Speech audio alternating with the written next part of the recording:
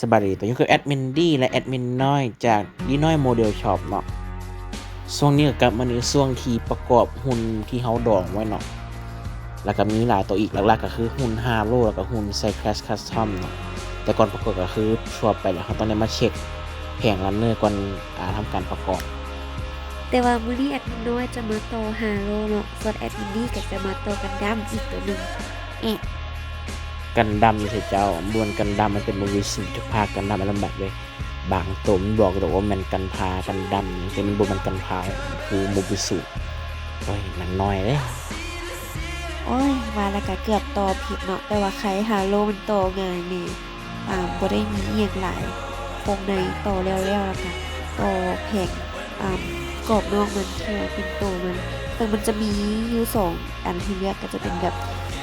เคลียร์เป็นแผ่นเคลียร์ใส่พลาสติกหั่นกับอีแบบหนึงคือเป็นแบบฮาโลออริจินอลเลย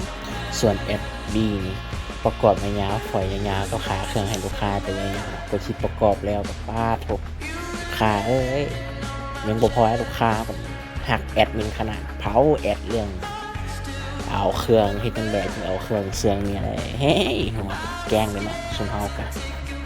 ดีแต่แอดมินบ่เกมเนาะแอดมินมาก็แนมตาเขียซะอยู่ โอเคต่อมาก็เป็นผลงานหลังจากที่แอดมินดีกับแอดมินน้อยประกอบแล้วเนาะ